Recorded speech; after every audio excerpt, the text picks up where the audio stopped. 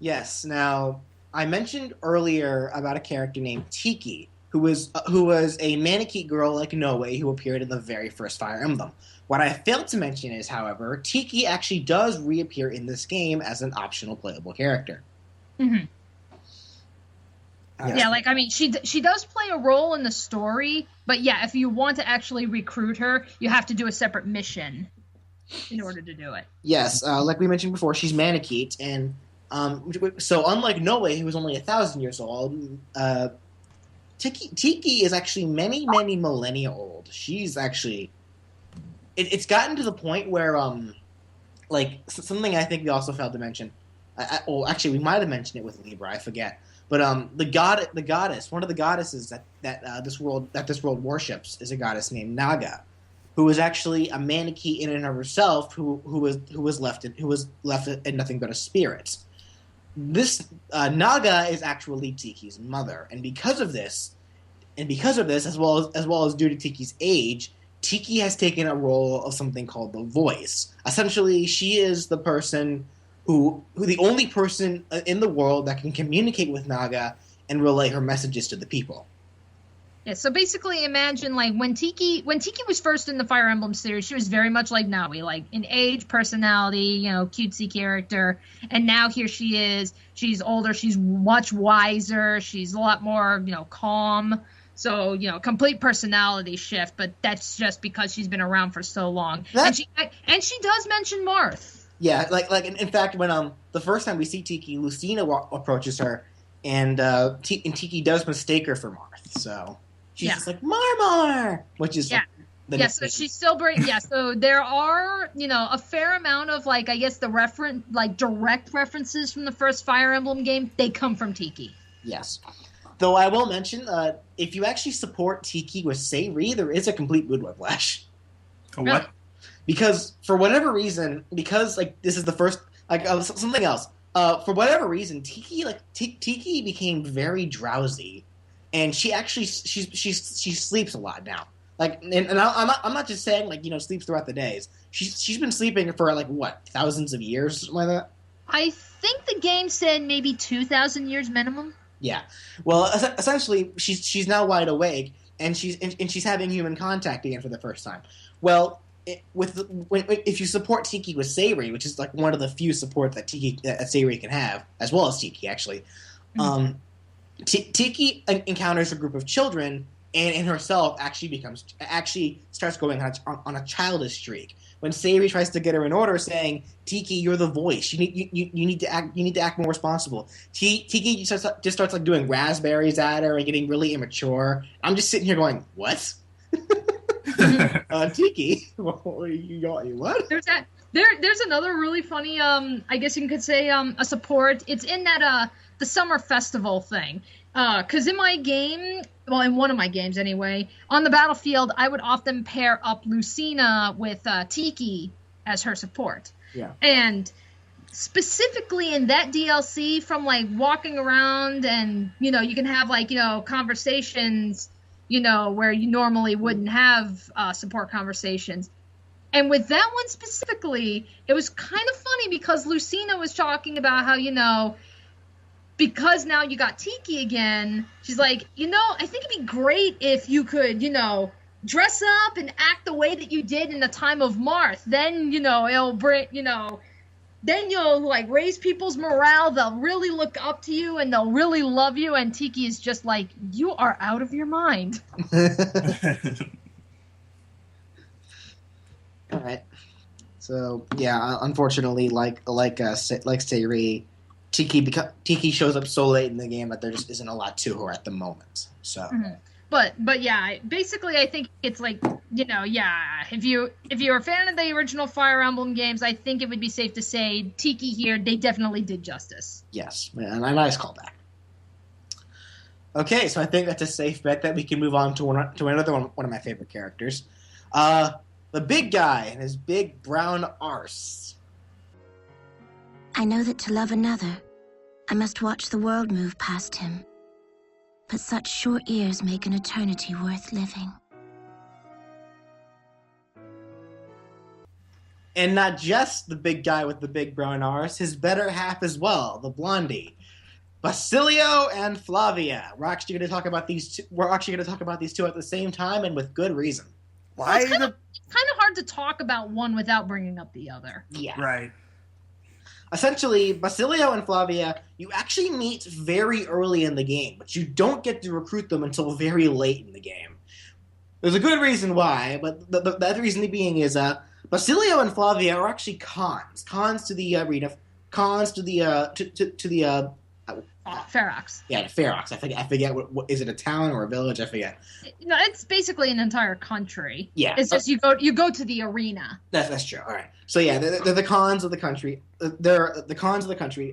Ferox. But they're not necessarily cons that rule together. They ruled two halves of it. I believe Flavia was the West Con and Basilio was the East Con, or is that backwards? Switch it around.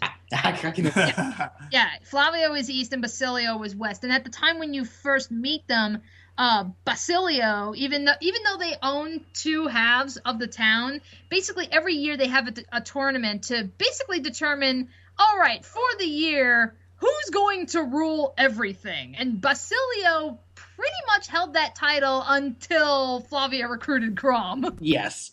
Getting into who they are, I guess we'll start with Basilio. Oh, actually, no. We'll get into Flavia first, since we meet her first. Flavia is another basic, no nonsense gal. She's very tough, very stern, but she's also very she's also very joking. Like, she'll crack a joke here and there. She's not afraid to get into the battles herself. She kind of reminds me a little bit of Sully. Yes. To a degree. Like not as vulgar. Yeah. But definitely very similar. Right. And then there's Basilio. Basilio is also he's probably way more joking. He's also very tough, very strong. He can be a little bit more vulgar. And Basilio is bamf.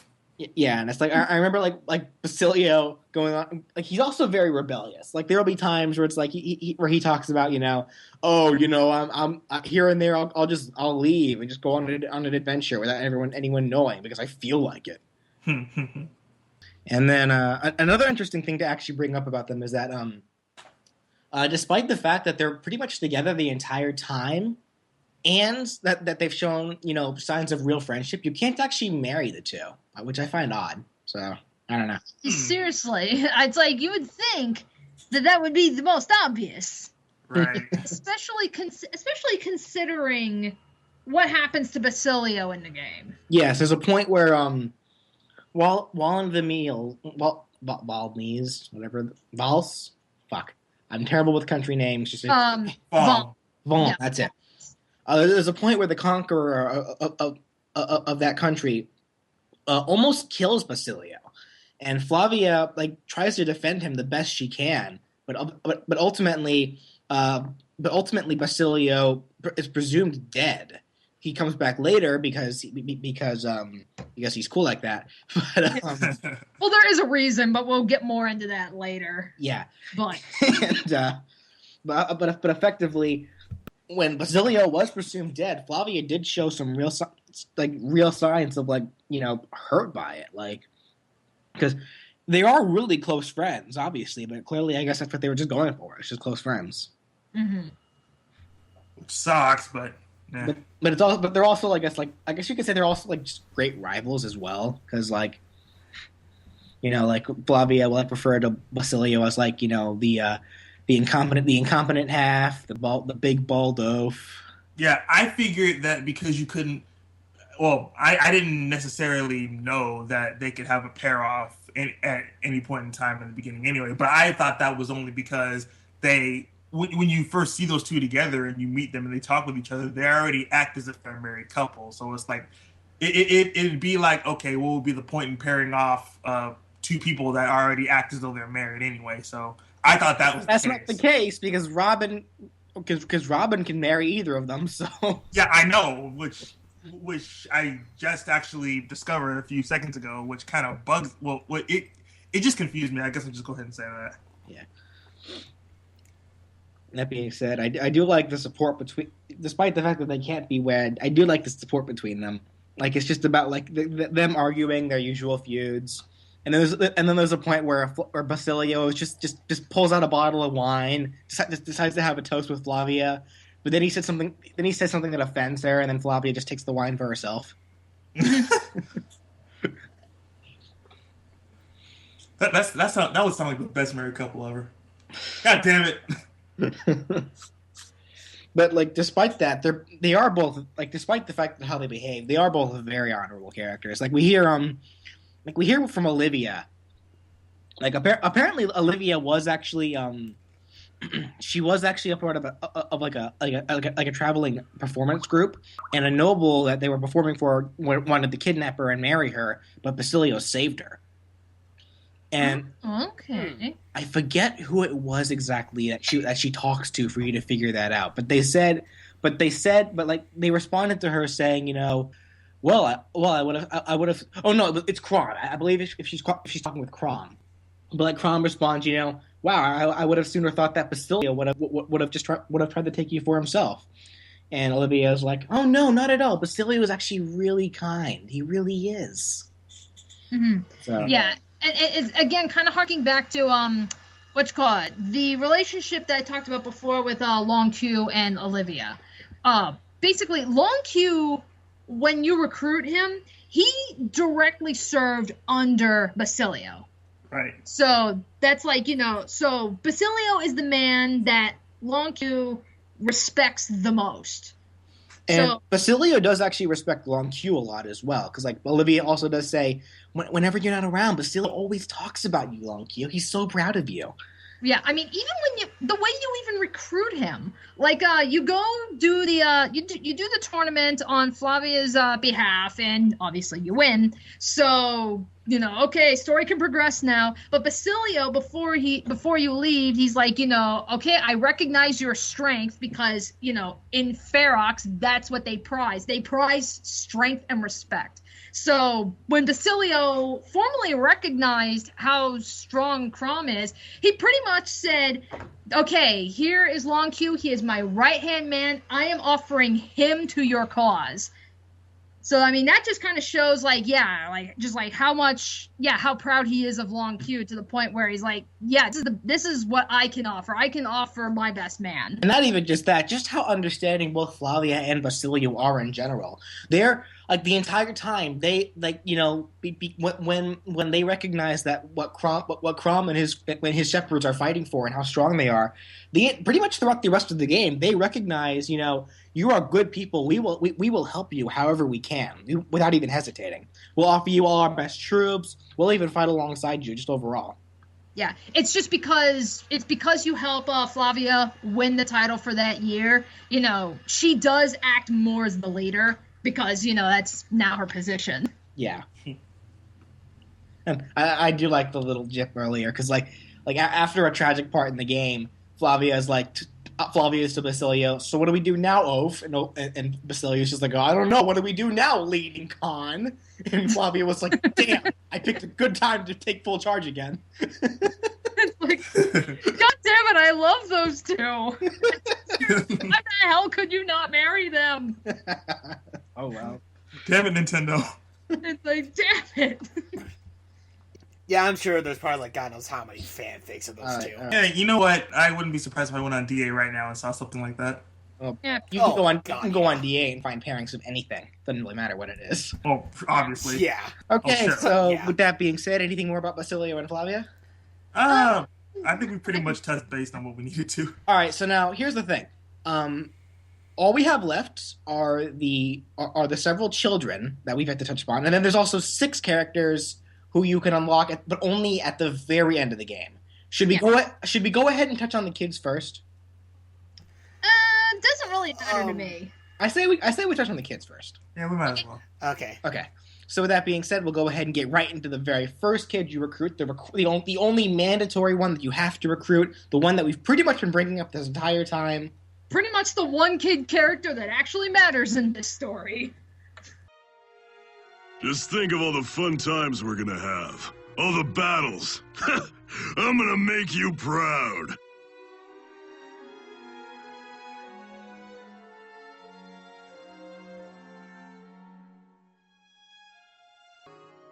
In the name of Regna Ferox, I'll tear the whole world down if you but ask it of me.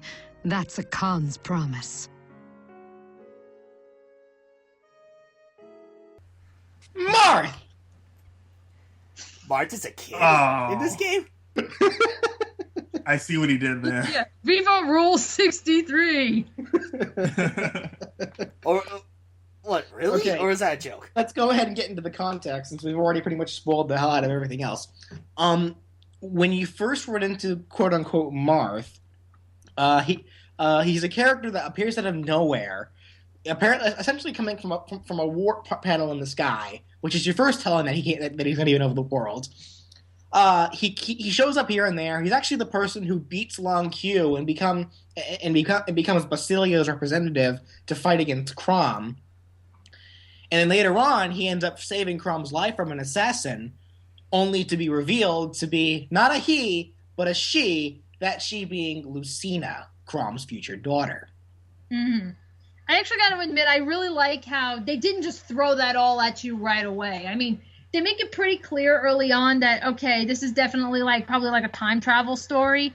And because, I mean, the way Lucina made herself look, and she even deepened her own voice. So, I mean, you kind of do get the impression oh God, did we really get a time traveling Marth in this story? That took me by such a shock too, because it was so convincing. I kind of had the feeling first when I first played. It's this is okay. So wait a second, is this some kind of child? Is this Crom's son? And then the long hair, and I was just whoa, wait a second. And also when it comes to voicing, when it comes to voice actors, you'll often find that, especially when it comes to young boys, young men characters and stuff, you'll often find a lot of times their voices are by women.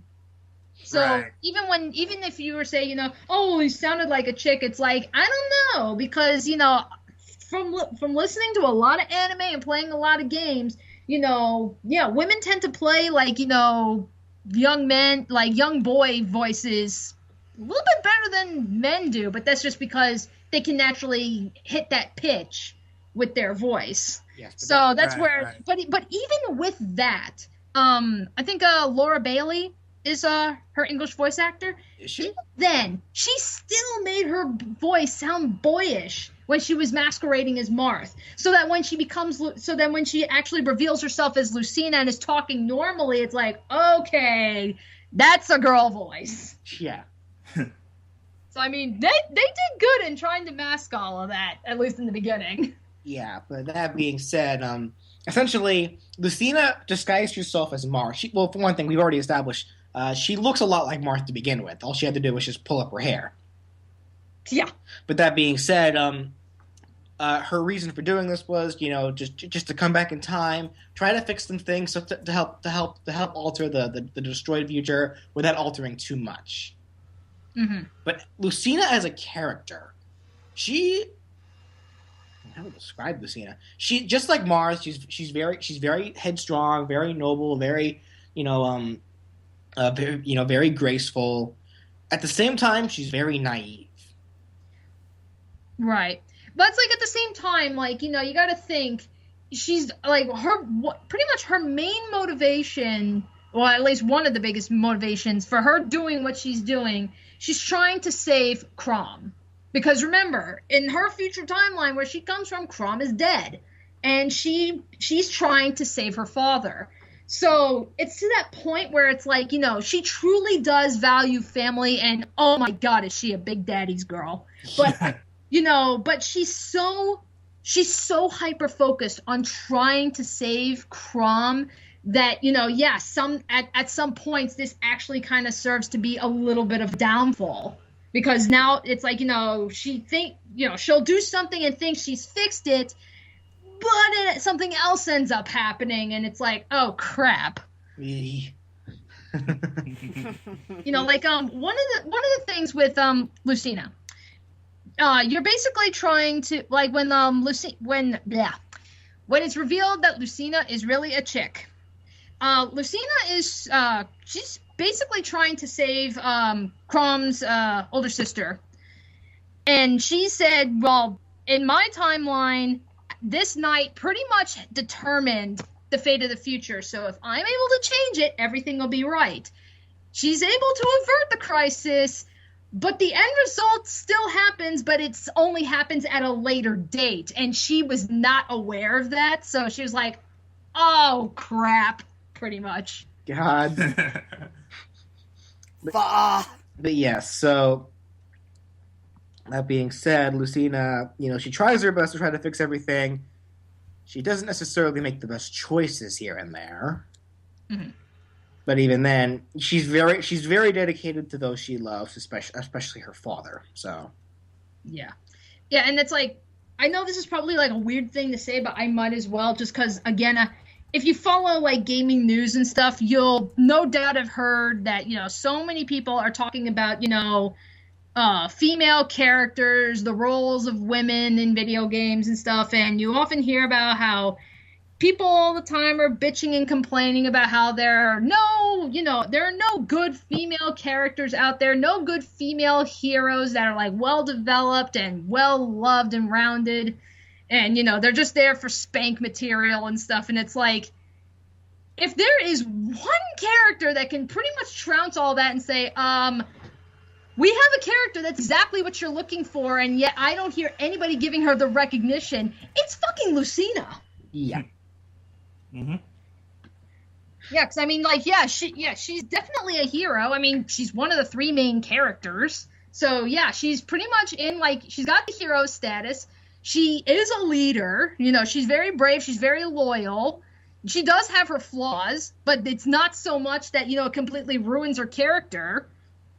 She's not. There's no hints of sexuality or anything to her whatsoever. So I mean, it's like, to me, that's like I want to see more characters like Lucina in the future.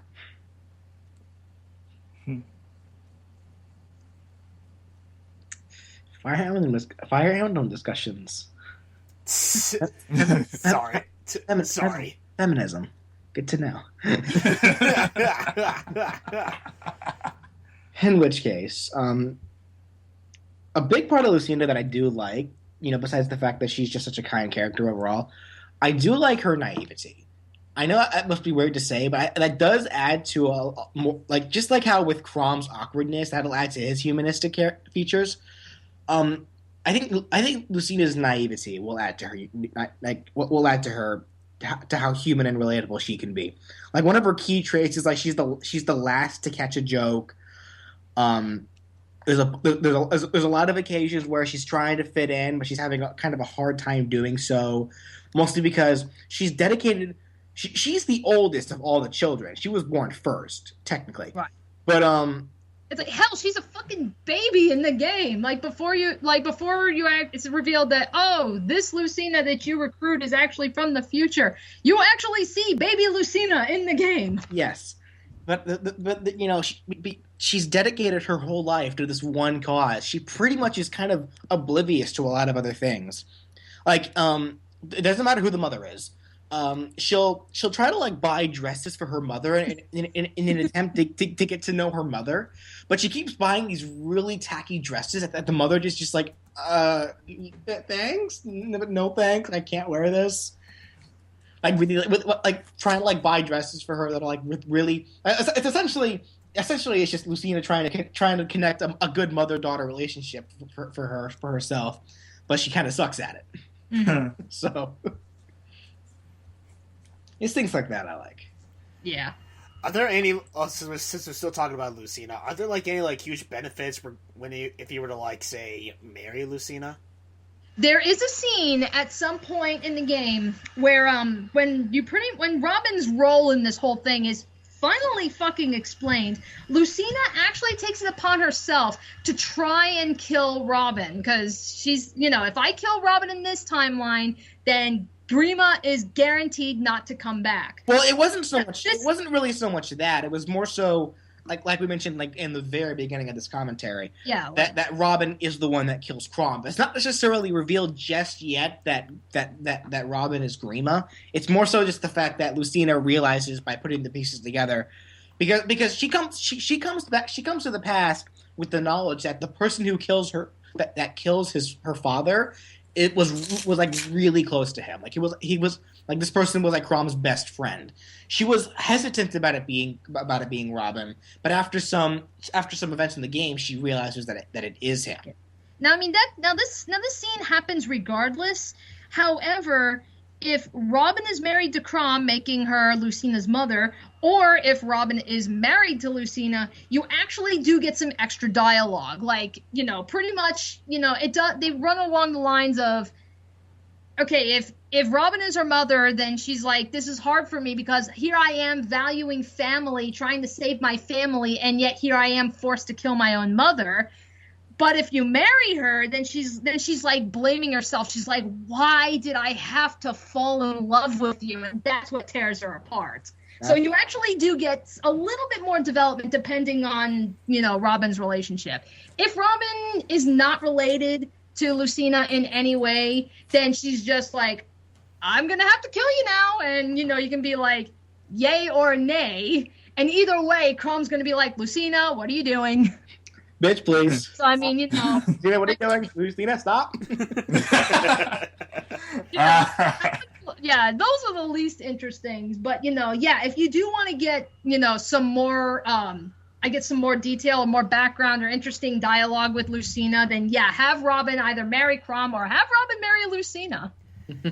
So, pretty much, at one point, Lucina tries to kill Robin so that she can pretty much save something that happens in her timeline. Yeah, yes. So she can prevent Robin from killing Crom. So it's I can safely assume it's practically like how it is with Silver trying to kill Sonic in Sonic 06, only this is done 100 times better. Yes. Yes, Lucina actually has... It's done better and it makes more sense. Yeah. But actually, the premise of the two games are very similar. It's just Fire Emblem Awakening did it 1,000 times better. Yeah, Fire Emblem doesn't suck. Well, damn it, why can't the writer for Fire Emblem just rewrite Sonic 06? I don't know. Yeah, why couldn't he? I think that's our cue to move on to the next kid you can recruit. Yeah, that's a good place to end it. Right. Oh, God. I love you. And no matter what the future holds, I'm going to cherish every moment.